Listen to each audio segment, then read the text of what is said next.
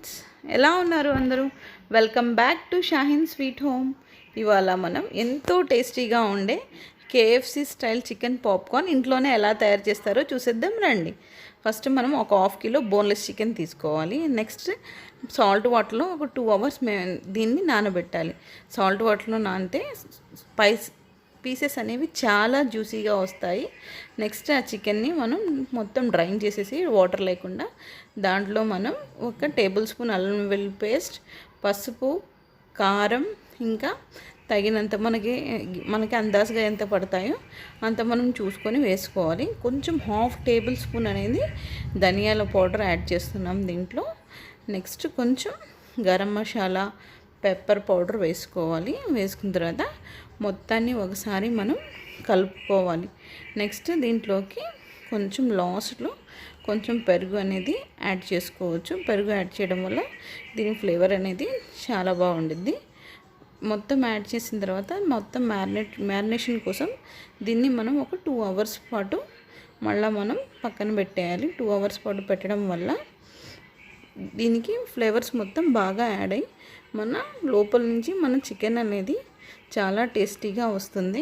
Next మనం దీంట్లో కొంచెం ఒక ½ టేబుల్ స్పూన్ వరకు మనం పెప్పర్ పౌడర్, ఇంకా చికెన్ మసాలా ఉంటే చికెన్ మసాలా వేయచ్చు, లేకపోతే తందూరి చికెన్ మసాలా అయితే చాలా టేస్టీగా వస్తాయి. కంపల్సరీగా ట్రై చేయండి ఈ రెసిపీ మీరు కూడా. మొత్తాన్ని ఇప్పుడు మనమైతే మొత్తానికి మ్యారినేషన్ ప్రాసెస్ చేసి పక్కన పెట్టాలి. పెరుగు కూడా ఎక్కువ పట్టదు మనకి. ఒక 2 టేబుల్ స్పూన్ పెరుగు అయితే సరిపోతుంది. మొత్తం కలిపేసి మనం పక్కన పెట్టాలి. కంపల్సరీగా ట్రై చేయండి. పిల్లలు ఇంకా నెక్స్ట్ టైం నుంచి మనకి ఇంట్లోనే చేయమని చెప్పి అడుగుతారు కేఎఫ్సి పాప్కార్న్స్ని.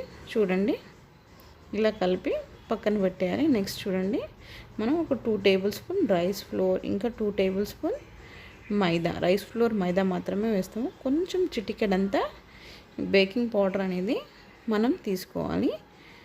బేకింగ్ పౌడర్ ఒక 2 టేబుల్ స్పూన్ అది తీసుకున్నాం కదా. 2 టేబుల్ స్పూన్ మైదా, 2 టేబుల్ స్పూన్ రైస్ ఫ్లోర్ తీసుకున్నాం కదా.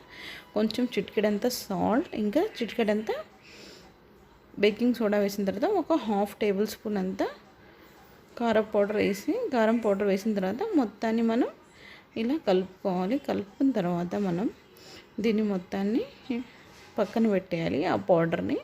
నెక్స్ట్ మనం మ్యారినేట్ చేసి పక్కన పెట్టుకున్నాం కదా, అది మొత్తం ఈ పౌడర్లో బాగా డిప్ చేయాలన్నమాట. బాగా ఒత్తి బాగా పౌడర్ మొత్తం లోపలికి వెళ్ళేదాకా మనం గట్టిగా ప్రెస్ చేయాలి దాన్ని. ఆ పీస్ని ఇలా పీసెస్ మొత్తాన్ని స్లాంట్గా చిన్న పీసెస్గా మనం కట్ చేసుకోవచ్చు.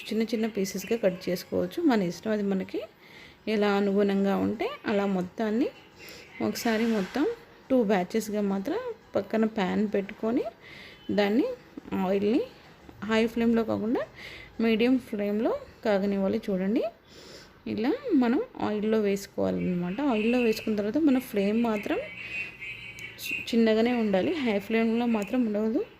చిన్న ఫ్లేమ్లో ఉండాలి, లేకపోతే మీడియం ఫ్లేమ్లో ఉంచుకోవాలి. అంతేగాని మనం పొరపాటున కూడా హై ఫ్లేమ్లో పెట్టడం వల్ల పిండి మొత్తం పైన ఫ్రై అయిపోయి మనకి చికెన్ లోపల అనేది అలాగే పచ్చిగా ఉంటుంది. కాబట్టి కంపల్సరీగా మనం సన్నని మంట మీద మాత్రమే ఫ్రై చేసుకోవాలి. నెక్స్ట్ చూడండి ఇలా అన్ని పీసెస్ని మనం బ్యాచెస్గా తీసుకొని ఒకదాని తర్వాత ఒకటి ఫ్రై చేసుకొని పక్కన పెట్టుకోవాలి.